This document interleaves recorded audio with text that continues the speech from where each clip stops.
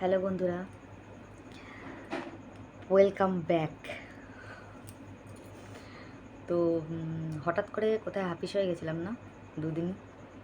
তোমরা ভাবছো কী হলো, দিদি কিছু বললো না, কমিউনিটি পোস্ট দিল না, দিদি কিছু জানালো না, কি হলো, তাই না?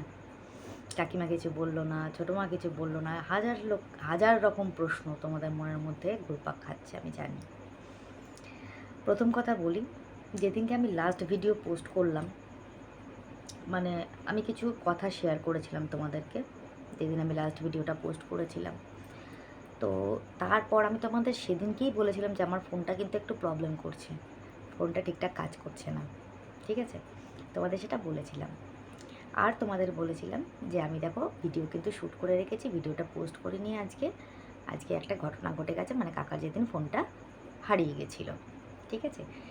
তো সেই ভিডিওটা আমি ভেবেছিলাম পরের দিন পোস্ট করব। হঠাৎ করে পরের দিন সারাদিন যাওয়ার পর সন্ধ্যেবেলা ভাবলাম যে একটুখানি রাত্রিবেলা ভিডিও এন্ডিংটা করবো, যেহেতু আগের দিন এন্ডিং করা হয়নি। তো আমি ভাবলাম যে ভিডিও এন্ডিংটা করে একদম সমস্ত কাজকর্ম করে নেব। হঠাৎ করে সন্ধ্যের পর থেকে আমার ফোনটা আর কাজ করছিল না, মানে আমি কিছুই দেখতে পাচ্ছি না, ডিসপ্লে পুরো অন্ধকার হয়ে গেছিলো, কিচ্ছু দেখা যাচ্ছিল না। মানে আমাকে ফোন করছে, ফোন ঢুকছে, আমি আওয়াজ পাচ্ছি, আমার নেটটা অন থাকা অবস্থায় কিন্তু ফোনটা খারাপ হয়ে গেছিলো।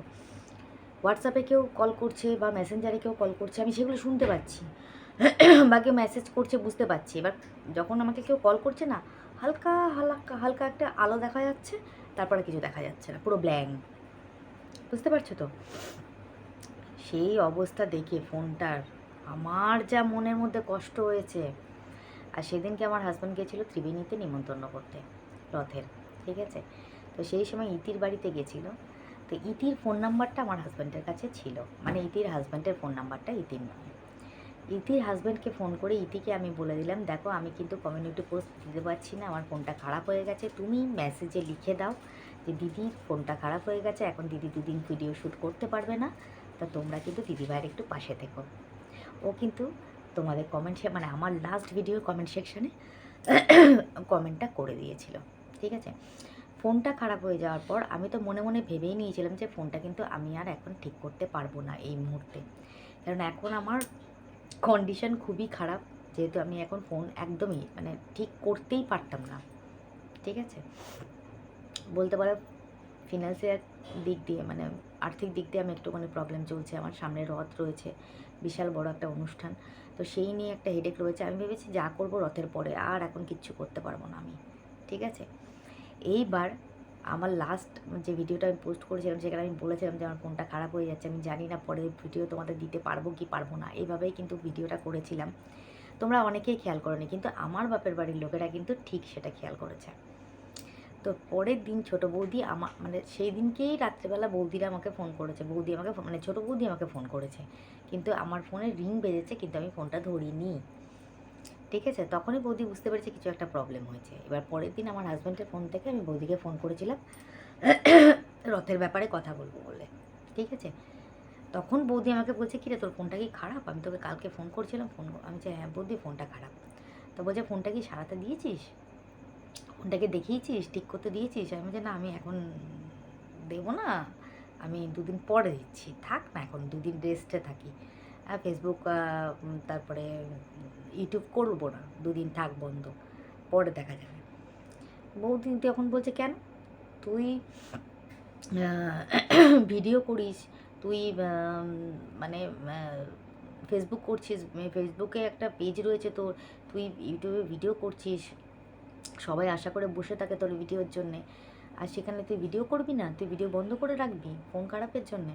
না, সেটা চলবে না, তুই ইমিডিয়েট ফোনটা সারাই করতে দে, ঠিক আছে? তো বলছি তুই পয়সার চিন্তা করছিস, টাকার চিন্তা করছিস? তোমরা বিশ্বাস করবে না, সঙ্গে সঙ্গে আমার অ্যাকাউন্টে বৌদি টাকা পাঠিয়ে দিয়েছে। বললো যে তোর দাদাকে আমি কালকে রাত্রেই বলেছি জবার ফোনটা মনে হয় খারাপ হয়ে গেছে। তখন দাদা বললো যে ঠিক আছে, তুমি ওকে বলো যে ফোনটা সারাতে দিতে, এবার যদি ফোনটা সারাই করতে গেলে অনেক টাকা খরচা পড়ে, তাহলে ফোন সারাই করার দরকার নেই, নতুন একটা ফোন কিনে দেওয়া যাবে, ঠিক আছে?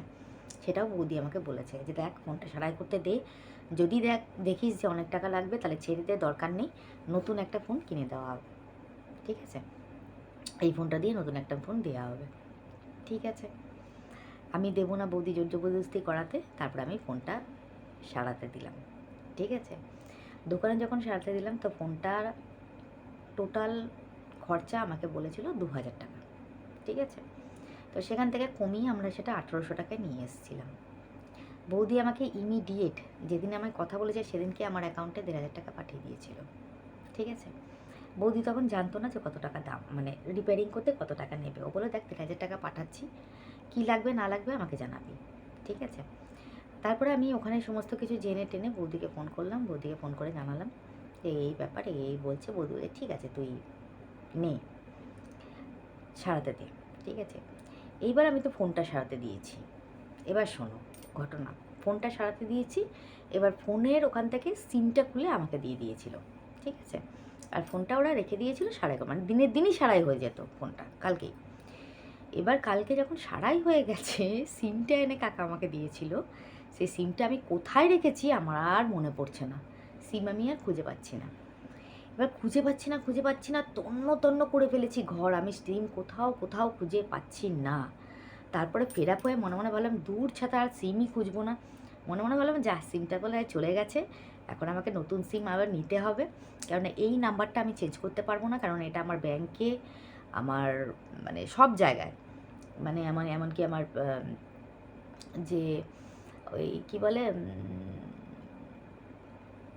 গোষ্ঠীর যে কাজকর্ম করি আমি, সেখানে সব জায়গায় এই ফোনের নাম্বারটাই দেওয়া আছে। ঠিক আছে, তো সেই জায়গায় এখন মানে আধার কার্ড থেকে আরম্ভ করে প্যান কার্ডে সব এটা দিয়ে করা আছে। তো এইটা চেঞ্জ করা মানে বিশাল ব্যাপার, তাহলে আমাকে পোর্ট করতে হবে সিম। তো সেই নিয়ে একটা মাথার মধ্যে হেডেক চলে আসলো, আবার পোর্ট করতে হবে, আবার টাকা খরচা, কী করব না করব এই ভাবছি। ঠাকুরকে ডাকতে ডাকতে, মানে জগন্নাথকে ডাকছি, সবাইকে ডাকতে ডাকতে ডাকতে ডাকতে দেখি ফোনটা, গাধা আমি এমন গাধা, ফোনটা দেখি হঠাৎ করে মনে হলো দূর ছাড়া আর কিছু খুঁজবো না, যা হওয়ার হবে, আমার ভাল লাগছে না, শরীর ছেড়ে দিয়েছে, আমি এসে বালিশটা নিয়ে শুয়েছি। তাও সন্ধেবেলা, সন্ধে মন্ধে দেওয়ার পর। আরে আম্মা বুঝি স্টার্ট হয়ে গেছে, তোমরা জানো, এখন তো আমি সন্ধে দিচ্ছি না, এখন কাকা দিচ্ছে। ঠিক আছে, তো ও সন্ধে ফন্ধে দিয়ে দিল, নিয়ে আমি বললাম দূর আর ভাল লাগছে না, ও জল টল ভরছিলাম যে তুমি জল ভরো, আমার ভাল লাগছে না, আমি শুয়ে পড়লাম। বলে আমি এসে শুতে গেছি, মশারিটা তুলে আমি কম্বল মানে আমার কাঁথাটা নেব, যেই মশারিটা তুলেছি দেখি মশারির তলায় সিমটা একটা কাগজে মোড়ানো ছিল। আমি ভাবছি মা এটা সিমটাও না, টুক করে হাতে নিয়ে দেখলাম হ্যাঁ এটাই সেই সিমটা। কিন্তু তোমরা বিশ্বাস করবে না, সিমটা আমার এখানে ছিলই না, সিমটা আমার ওখানে ছিল, ওই টুলটার ওপরে। এখানে যে কি করে আসলো আমার মাথাতেই এলো না, যে কি করে এলো এখানে। আমি অবাক হয়ে গেলাম, সিমটা এখানে কি করে এলো। আমার ওটা এখনও আমি একটা মানে ইয়ের মধ্যে রয়েছি, যে কি করে সিমটা এখানে এলো, কি করে আসতে পারে সিমটা এখানে। আমি সিমটা রাখিনি, হতেই পারে না যে মশারির তলায় আমি সিম রাখবো, একটা অবাক কাণ্ড। তারপর যাই হোক যথারীতি সিম পাওয়া গেল, তো কালকে আনতে যাওয়া হয়নি, আজকে আনতে গেলাম। এবার যেহেতু আমার বৌদি আমাকে 1500 টাকা পাঠিয়েছিল ফোনটা সারাই করার জন্য, যেহেতু ফোনটার দাম নিয়েছে, সারাই করতে নিয়েছে 1800 টাকা, তো আজকে সন্ধ্যাবেলা বৌদি দেখি আবার আমার অ্যাকাউন্টে 500 টাকা পাঠিয়েছে, তার মানে টোটাল 2000 টাকা। তা আমি বলছি 500 টাকা, বলছে কি ভয়েস মেসেজে আমাকে বলছে যে এই আমি কালকে 1500 পাঠিয়েছিলাম, ফোনটা নিয়েছে 1800 টাকা, আর 500 টাকা পাঠিয়ে দিলাম। আমি যে আমার তো 500 টাকা লাগেনি, আমার তো 300 টাকা লেগেছে। বৌদি বলছে যে ঠিক আছে 200 টাকা তোকে এক্সট্রা দিলাম, বিরিয়ানি কিনে খাবি। মানে কি বলবো তোমাদের, আমার বলার ভাষা নেই। সত্যিকার আজকে আমার মা বাবা নেই, মা বাবা থাকলে আমাকে আমার জন্য যা করতো, আমার মনে হয় আমার দাদা বৌদি তার থেকে বেশিই করে। ছোটদা বলেছে যে ও 2000 টাকা খরচা হয়েছে, তুমি ওকে 1500 টাকা পাঠিয়েছো, আরও 500 টাকা পাঠিয়ে দাও। আজকাল দুনিয়ায় দাঁড়িয়ে এরম কারো আছে ফ্যামিলি? আমার তো মনে হয় না। আমার বাপের বাড়ি নিয়ে আমার গর্ব, আমার বাপের বাড়ি আমার অহংকার। ঠিক আছে? আজকে আমার কিছু হয়েছে না হয়েছে, বিপদ আপদ আমার ওদেরকে বলতে হয় না, ওরা বুঝেই যায়। এইটাই হচ্ছে ভালোবাসা, এটাকেই বলে ভালোবাসা। তো সেই জায়গায় দাঁড়িয়ে থেকে আজকে না আমার চোখ দিয়ে জল এসে গেছে। আমি ভাবছি যে আজকে আমার শরীর খারাপ হোক, আমার যাই হোক, আমার বাবা বাড়ির লোকেরা আমাকে নিয়ে চলে যাবে, ডাক্তার দেখাবে, এ করবে, মানে বিশেষ করে ছোট বুদ্ধি তো বিশেষ করে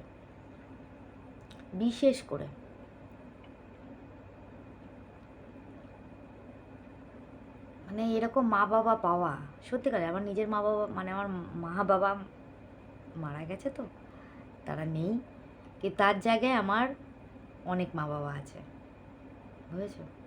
তার উদাহরণ তোমাদের দেখিয়ে দিলাম, বলে দিলাম। তাই জন্যে বললাম যে আমার বাপের বাড়ি আমার অহংকার, আমার গর্ব, এই জায়গাটা আমার কাছ থেকে কেউ কেড়ে নিতে পারবে না, কেউ না, স্বয়ং ভগবানও না। ঠিক আছে? এরম দাদা বৌদি পাওয়া ভাগ্যের ব্যাপার, সবার কপালে জুটে না গো, হয় না, আজকালকার দিনে তো একদমই হয় না, এটা তোমরাও ভালো করে জানো। আজকে যদি আমার দাদা বৌদির টাকাটা না পাঠাতো, ভগবানের দিব্যি বলছি তোমাদেরকে, আমি ফোনটা সারাতে পারতাম না এখন, এই মুহূর্তে একদমই না, আমার সব বন্ধ হয়ে যেত, ইউটিউব, ফেসবুক, সব, এভরিথিং। বুঝেছ? তাহলে এরা আমার কাছে কতটা গুরুত্বপূর্ণ চিন্তা করে দেখো, বা আমি এদের কাছে কতটা গুরুত্বপূর্ণ সেটা চিন্তা করে দেখো।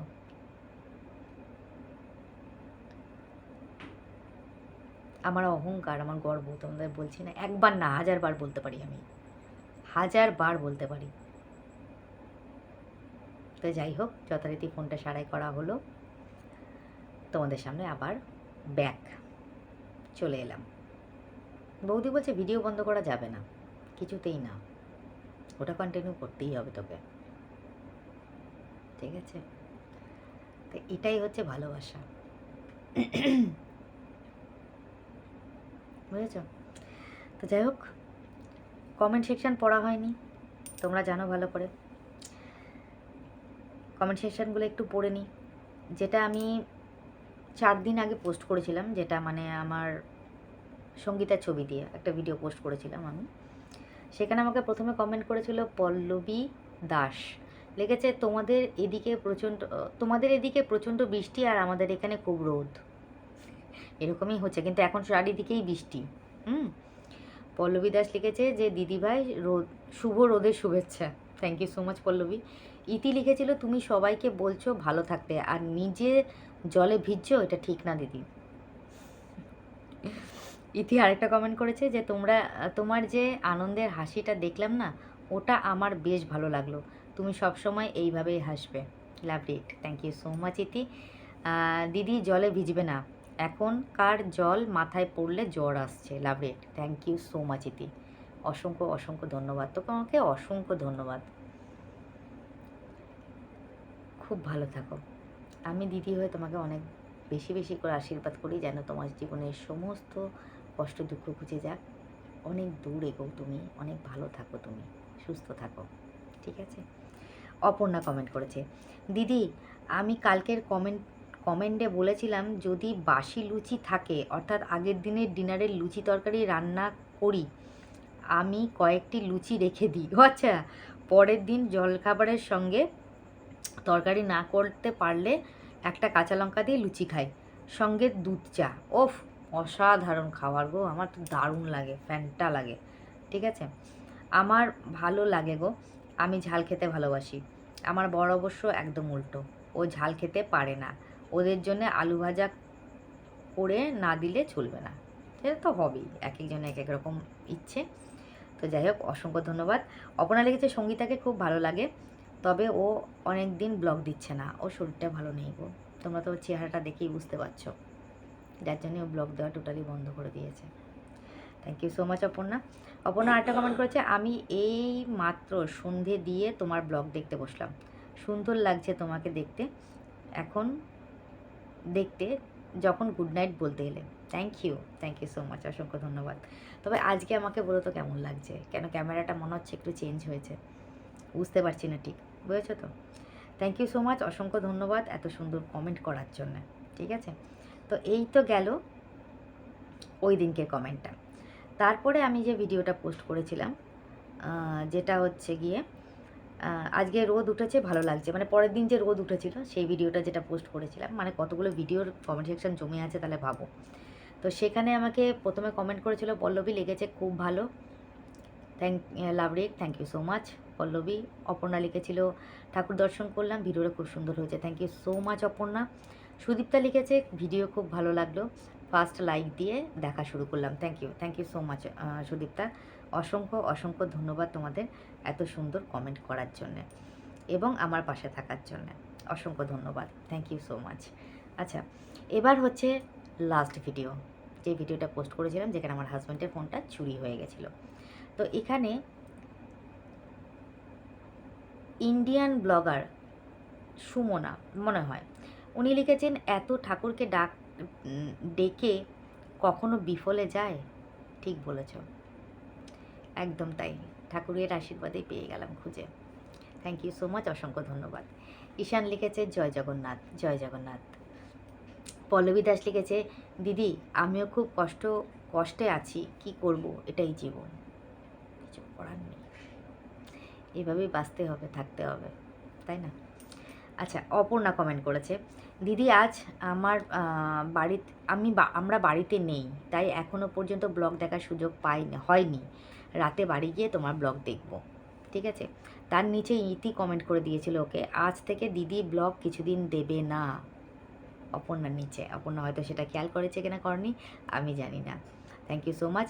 ইতি এবার কমেন্টে বলে দিয়েছিল যে দিদি এখন ব্লগ দিতে পারবে না কদিন, কারণ দিদির ফোনটা খারাপ হয়ে গেছে গো, তোমরা সবাই দিদির পাশে থেকো, দিদি খুব শীঘ্রই ব্লগ পোস্ট করার চেষ্টা করবে, তোমাদের অনেক ভালোবাসা রইল আমার পক্ষ থেকে, অনেক লাভ দিয়ে, থ্যাংক ইউ সো মাচ ইতি, অসংখ্য অসংখ্য ধন্যবাদ, থ্যাংক ইউ সো মাচ।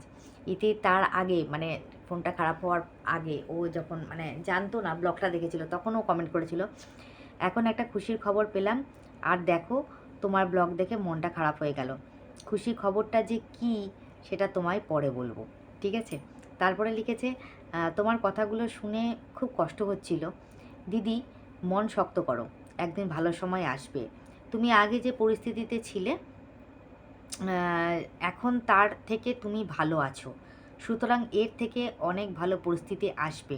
আর একটা কথা, যখন ভালো সময় আসে তখন ধীরে ধীরে আসে, কিন্তু যখন খারাপ সময় আসে খুব তাড়াতাড়ি আসে, এটাই বাস্তব। Love break, thank you so much এটি, একদম বাস্তব কথা বলেছ, সঠিক কথা বলেছ একদম, এটাই হয় প্রত্যেকের জীবনে, অসংখ্য ধন্যবাদ।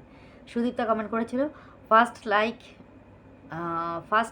ফার্স্ট কমেন্ট দিয়ে ভিডিও দেখা শুরু করলাম, যাই হোক ফোনটা পাওয়া গেছে শুনে ভালো লাগলো, thank you so much Sudipta, অসংখ্য ধন্যবাদ তোমাদের এত সুন্দর কমেন্ট করার জন্যে, আমার পাশে থাকার জন্যে, আমাকে সাপোর্ট করার জন্যে, আমাকে ভালোবাসার জন্যে, অসংখ্য অসংখ্য ধন্যবাদ তোমাদের।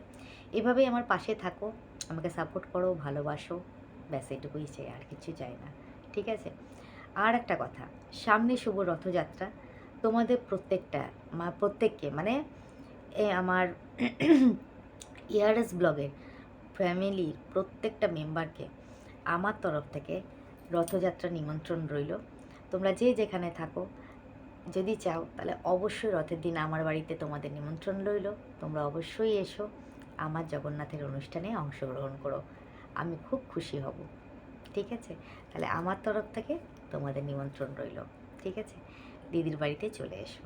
ওকে, তো এটাই ছিল আজকে, মানে ব্লগ বলবো না, তোমাদের সঙ্গে কিছু কথা শেয়ার করলাম, যেহেতু কটা দিন ভিডিও বন্ধ ছিল, তোমরা জানোই না, আমি কমিউনিটি পোস্টও দিতে পারিনি, বললাম না হঠাৎ করে খারাপ হয়ে গেছে ফোনটা, আমি কিছুই করতে পারিনি। ঠিক আছে, হয়তো তোমরা চিন্তায় আছো বা চিন্তায় নেই আমি জানি না, কেননা ইতি কিন্তু ওখানে কমেন্টে বলে দিয়েছিল। ঠিক আছে, তো যাই হোক আজকের ভিডিওটা এই পর্যন্তই, তোমরা সকলে ভালো থেকো, সুস্থ থেকো, নিজের শরীরে খেয়াল রেখো, দেখা হবে নেক্সট ব্লগে, ততক্ষণের জন্য সবাইকে শুভরাত্রি, গুড নাইট, টাটা।